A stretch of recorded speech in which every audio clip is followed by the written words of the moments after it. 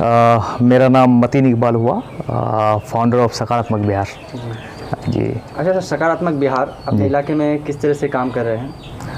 सकारात्मक बिहार जो अभी काम कर रही है, एक्चुअली हमने मुद्दे बेस को उठाया है। जैसे हमने नदी और कटान के मसले को उठाया था, स्वास्थ्य के मामलों को जो आज प्राइमरी स्वास्थ्य का जो मामला जो है उन मामले को उठाया। उसके बाद आप लोग अभी देखे होंगे कि जो खरखरी में जो धरना हुआ, वहाँ पे जो संघर्ष कमेटी कर रही थी, उसके साथ साथ हम लोगों ने भी खरखरी में जो आप लोग संघर्ष किए थे उस पुल के लिए, क्या हुआ दरअसल मामला क्या हुआ? असल में वो जो धरना हुआ था संघर्ष पुल संघर्ष निर्माण कमेटी के तहत में हुआ था, समिति के तहत हुआ था। और उसमें ये है कि डीएम साहब हम लोग को बुलाए थे और डीएम साहब ने हम लोग को आश्वासन भी दिया था कि 15 दिन के अंदर आप लोग को बहुत डीपीआर बनवा के भिजवा देंगे। और हम लोग उसी चीज़ का इंतज़ार कर रहे हैं। और हम लोगों ने कहा था कि हम लोग आप लोग को 1 महीना टाइम देते हैं, 1 महीना के अंदर। क्या लगता है डीएम साहब सिर्फ आपको आश्वासन दिए हैं या फिर कुछ कर पाएंगे? देखिए, जैसा अभी प्रोसेस में, क्योंकि फिर 21 तारीख को भी टीम को बुलाया गया था और जब 21 तारीख को टीम वहाँ पे गई तो डीएम साहब ने खुद कहा कि नहीं, हम ले डीपीआर के लिए भेज दिया और 15 से 20 दिन के अंदर डीपीआर आपका बन जाएगा, जो पहला किसी भी काम का पहला जो स्टेज होता है।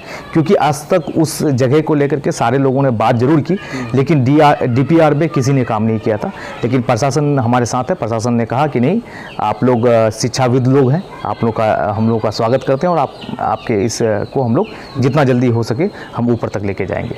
अच्छा सर, इस बार जो पंचायत चुनाव करीब है, पंचायत चुनाव के लिए आपका क्या मतलब विचार है? एकदम सकारात्मक विचार है। और क्या अगला सकारात्मक टीम आप पंचायत चुनाव में इलेक्शन लड़ेंगे या फिर दूसरा कोई काम करेंगे? इलेक्शन तो सकारात्मक लोगों को जरूर आगे लेकर के जाएंगे। किस तरह से? ये देखिए, हम जो अभी हमारी टीम और हम लोगों ने कुछ चीज़ों को पूरी चीज़ें तो नहीं बता सकते हैं, लेकिन हम लोग जगह जगह फिर घूमेंगे और लोगों में एक जागरूक करने का जो अभियान होता है। बहुत सारे लोग कहते हैं कि आप पागल हैं क्या, आप क्यों इस तरह का काम करते हैं। मैंने कहा कि आपको अगर ये समझना है तो आप समझ लें, लेकिन एक जो पॉलिटिक्स का जो मेन एजेंडा होता है या जो चीज़ भी होता है वो ग्राउंड लेवल से होता है। और ग्राउंड लेवल यानी पंचायत इलेक्शन। और इस पंचायत इलेक्शन के लिए अभी आज से हमने लगभग घूमना लगभग शुरू भी कर दिया है। बहुत सारे लोग कहते हैं कि हम इलेक्शन में आएंगे नहीं आएंगे, हम क्यों बताएंगे कि हम क्या करेंगे। और फिर वो कैंडिडेट को खुद भी बताना भी नहीं चाहिए या कोई क्या है नहीं है। हम कहते हैं कि ये जनता का चीज़ है, जनता पे छोड़ना चाहिए। लेकिन हम लोग सकारात्मक के बैनर तले हम लोग जगह जगह ज़रूर जाएंगे और जहाँ जहाँ सकारात्मक की आवाज़ बन सकते हैं और जहाँ जहाँ अच्छे लोगों को फेवर करना चाहिए हम लोग उनको ज़रूर फेवर करेंगे या इलाके के उस मुद्दे को ज़रूर उठाएंगे जिन मुद्दों को कहीं ना कहीं दबा दिया गया हो या मतलब वो उस पर कोई बात करने वाला नहीं है। मतलब अवेयर करना, जैसे आज जो एक तरीके से एक प्रोपेगेंडा चल रहा है, एक एजेंडा चल रहा है कि अगर आपके पास पैसा है तो आप इलेक्शन लड़िए, अदरवाइज आप इलेक्शन नहीं लड़ सकते हैं। इस प्रोपेगेंडा के खिलाफ हम बात करते हैं। हम ये बात करते हैं कि ठीक है ना, जो पैसे की बात कर रहे हैं आप उसके पैसे को जरूर ले लीजिए और रख भी लीजिए, लेकिन आप वोट वहीं कीजिए जहाँ पे अच्छे लोग हैं और अच्छे कैंडिडेट को जरूर प्रीफर कीजिए, ताकि उस समाज का भला होगा। और ये हम लोग कहीं ना कहीं ये जो माइंड सेटअप बैठाया जा रहा है कि नहीं जिनके पास पैसा है वो इलेक्शन लड़ सकता है, हम पहले इसके खिलाफ बात कर रहे हैं। उसके बाद दूसरी बात ये बात कर रहे हैं कि पंचायत में हर एक पोस्ट के एक जिला पार्षद है, उसके पोस्ट के अहमियत को हम बताना चाहते हैं। अगर जिला पार्षद है, अगर कोई चेयरमैन बनता है, अगर उसमें कोई फंड नहीं होता, जो बार बार लोगों को समझाया गया कि उसमें फंड नहीं होता है, तो अगर फंड नहीं होता तो एक बात बताइए कि चेयरमैन बनने के लोग करोड़ों रुपया क्यों खर्च कर दे। और दूसरी बात, आप अगर समिति में किसी को जिता रहे हैं तो वो प्रमुख बनने के लिए भाई लाखों रुपया खर्च कर रहा है, क्यों खर्च कर रहा है अगर उसमें कोई फंड नहीं होता तो।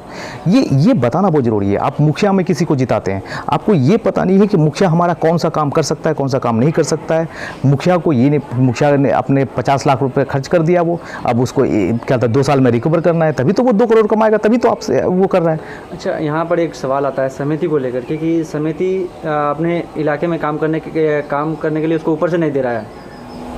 देखिए, एक्चुअली काम आपको तब नहीं करने दिया जाएगा जब आपके पास काम करने का शऊर नहीं हो।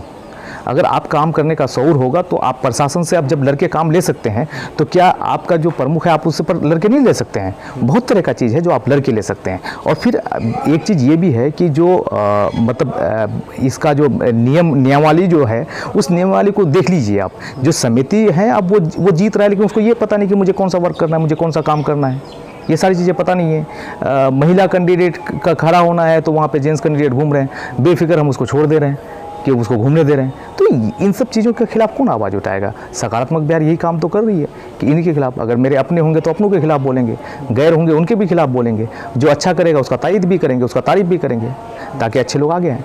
अच्छा, अच्छे कैंडिडेट जो एजुकेटेड है वो राजनीति में इन्वॉल्व कम हो रहे हैं, अक्सर देखा जा रहा है चीज़, आखिर क्यों? वजह ये है ना कि जैसे मैं खुद एक एजुकेशन सेंटर चलाता हूँ, तो लोग कहेंगे कि भाई एजुकेशन सेंटर चलाने वाला ये बात क्यों कर रहा है। हम कहते हैं कि हम बच्चे को तालीम देते हैं तो हम अच्छा हो जाते हैं, और जब हम उसी बच्चे को हम अवेयर करते हैं इलेक्शन के लिए तो हम खराब हो जाते हैं। ऐसा कैसे हो सकता है? एक ही इंसान अच्छा और ख़राब कैसे हो सकता है? ये समझिए, ये जो जालसाजी चल रहा है, इसके खिलाफ हम हैं।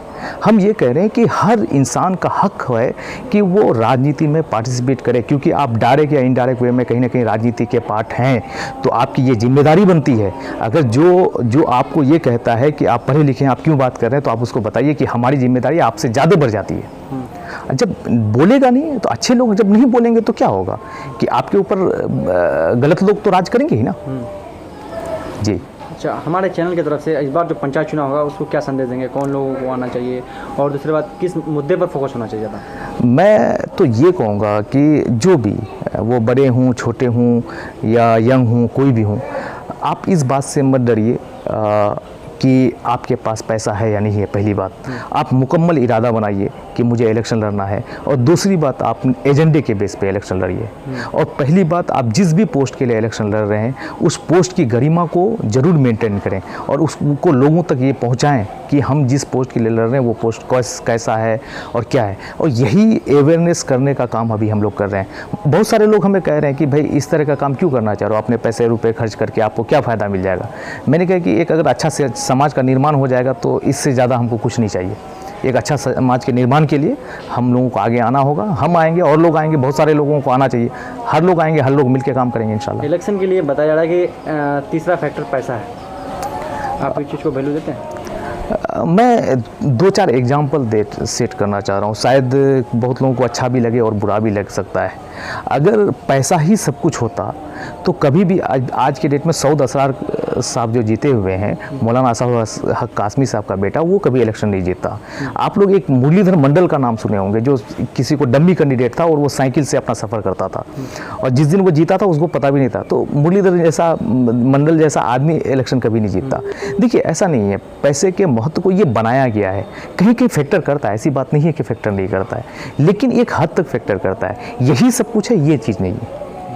अच्छा, अक्सर हमारे इलाके में वोटर को खरीदा जाता है, इस चीज़ को रोकने के लिए आप क्या अपील करते हैं? इसको रोकने के लिए मेरा एक चीज़ ही मानना है। मैं कहता हूं कि आप सारे कैंडिडेट से जब पैसा लेना शुरू कर दोगे तो उसके बाद क्या हो जाएगा कि लोग बाद में पता उसको चल जाएगा कि पैसा दे करके वोट नहीं दे रहा है। तो मैं कहता हूं कि अब जितने लोग पैसा देने आए हैं आपको, जितने भी लोग हैं, आप सबसे पैसा लेना, आप किसी का पैसा मत मना करना, इवन कि वो जैसे आपको पैसा दे वैसे ले, और आप पैसा सबसे लीजिए और वोट उसी को दीजिएगा जो अच्छा इंसान होगा। तो एक दिन क्या आ जाएगा कि ये चलन बंद हो जाएगा। वो जब देखेगा कि ये पैसे का फैक्टर नहीं होता है, जीत वही रहा है जिसको जीतना चाहिए था, तो वो फिर ये पैसा फेंकना बंद कर देंगे मार्केट में। चलिए, बहुत बहुत शुक्रिया आपका, जो कि आपने कीमती समय दे करके हमारे चैनल के सभी सदस्यों को अपने बारे और पंचायत चुनाव के बारे में बताएं। आप बने रहिए हमारे साथ देहात की आवाज़ में। अस्सलाम वालेकुम, आदाब, नमस्ते।